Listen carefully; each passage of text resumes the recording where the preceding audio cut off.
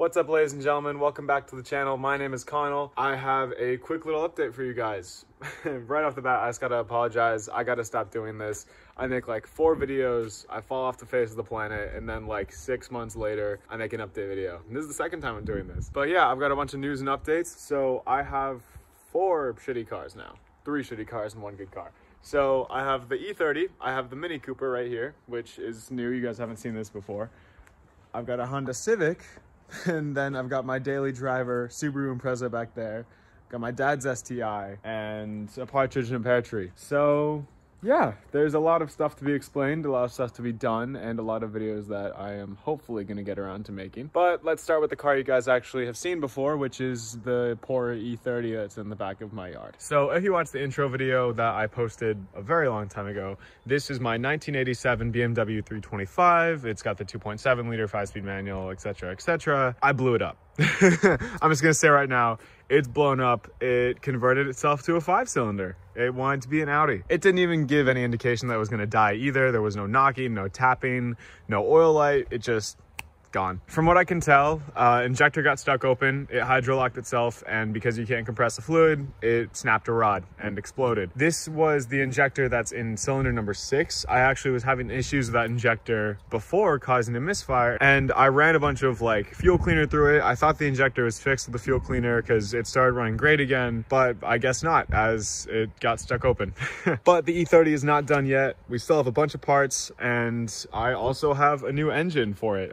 This is a 84,000 mile 2.7 liter out of an identical 325. Actually, it was a green 325, not a blue one. Unfortunately, this is often an automatic car, so it's got a flex plate and a torque converter and an automatic transmission that I don't need. So I'm probably going to end up selling this after cleaning it if anyone wants a 4-speed automatic with 84,000 miles on it for an E30. As far as plans go, nothing really has changed since the last time I explained the plans in the car. I do want to do suspension. I do want to fix the rust. I do want to make it a really sick, crazy, like SEMA style build. But now I just have to replace the engine a lot sooner than I thought I was going to. But this gives me the chance to re-gasket this engine, do a couple little tricks to it to give it a little more kick, and also put a lightweight flywheel on because I can't really push more than 140 horsepower, 150 horsepower out of this engine without major engine work, which I don't really feel like doing. So I'm just going to do as much as I can to make the best use with that horsepower, and it's a light car, so hopefully it'll be able to whip pretty good. Next up is the biggest eyesore in my driveway, which is this Mini Cooper. So I actually was going to make a video on this a long time ago. I bought this while the E30 was running because the E30 is my daily driver. I was driving that. It was a great car. And as you know, I wanted to race, so I bought a race car. This was supposed to be a race car and was never intended to go on the road. More on that in a second. So this stupid little pocket rocket was owned by a BMW and Mini Cooper shop,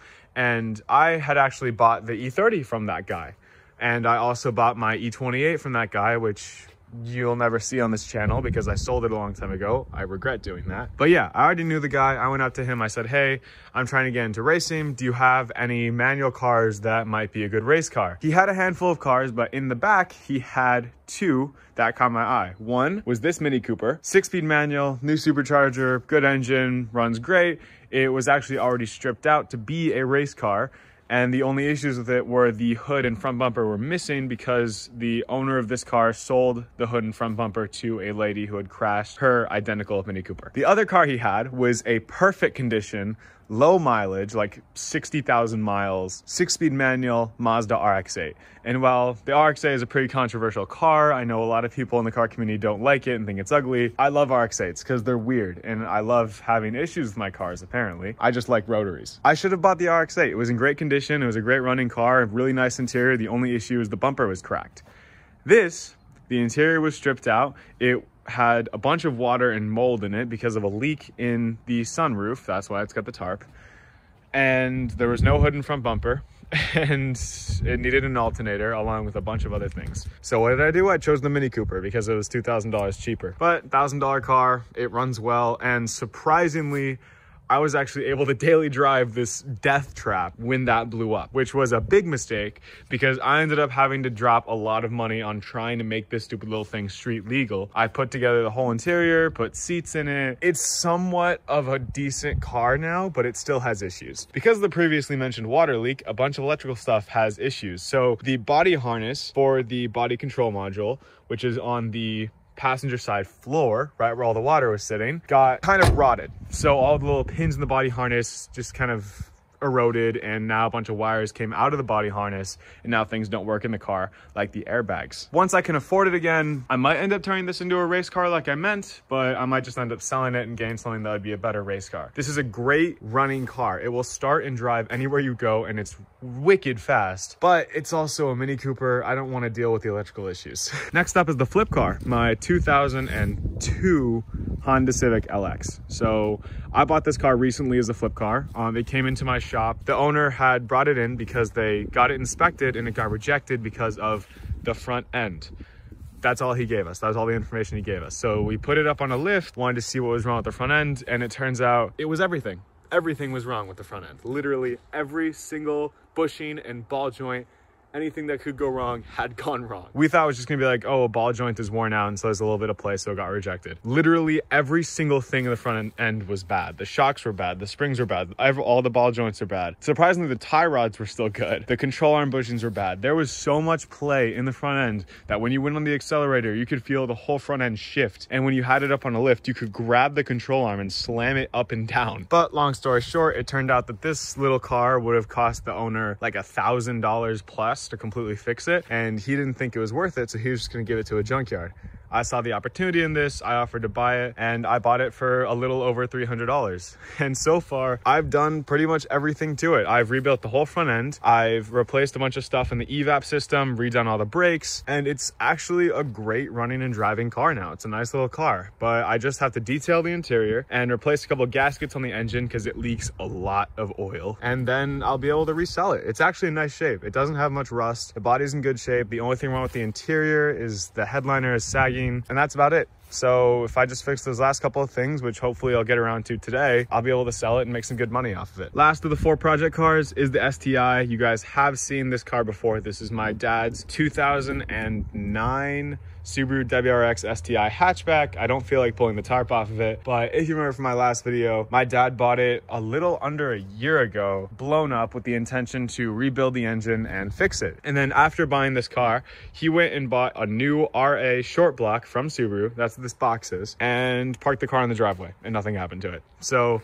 I started taking it apart, and I've actually got the whole old engine out, and I'm in the middle of taking the old engine apart. That's why there's this huge mess of BMW and Subaru in my garage. I need to organize all these bolts because I just kind of threw them into my magnetic little pan. I just need to get the heads off of this, then we can send the heads to a machine shop to be cleaned and rebuilt, and we can put the heads and all the accessories onto the new block, put it together, drop it in the car, and hopefully we'll have a nice running and driving mostly stock WRX STI. But I need to convince my dad to get rid of these wheels because these little rep BBSs are disgusting on this car. Last but not least is the other Subaru in my driveway. This is my daily driver right now. So the E30 blew up. The Mini Cooper turned out to be a piece of junk, and I needed a car that I could actually rely on and wasn't an old shitbox. So my parents helped me buy this. They loaned me a little bit of money, and I was able to find this car up in New Hampshire. It's in great shape. It's a 2011 Impreza 2.5i Outback Sport, something like that. It's got the winter package, so it's got heated seats and the roof bars, and it's mostly stock. It's got the non-turbo 2.5 liter single cam, 5-speed manual, good clutch, etc., all-wheel drive. You guys know Subarus. They really only make one car, with one has a turbo, one's non-turbo. But yeah, so far I haven't done a whole lot to this car. I put a set of Roto wheels with Continental tires on them, Rally Armor mud flaps in the back. I do have the front ones, I have to put them on. A CB radio, because me and the homies all have CBs. It's fun to cruise with them. A pedal commander and a muffler delete. That's the last modification. You would think it would be kind of like shitty, but it actually sounds somewhat nice. It's not terribly loud. It's got the Subaru rumble and it's pretty deep. So I don't know, I'm happy with it. I'd rather have an actual exhaust system, but it sounds pretty nice for a free modification. And there's no use going into huge detail on this, but my dad got a truck for his business. It's a 5.7 liter V8 Ram 1500. It's a nice truck. I like driving it, but it's a little big for my taste. And that's about it. I've probably drawn this video on way too long, but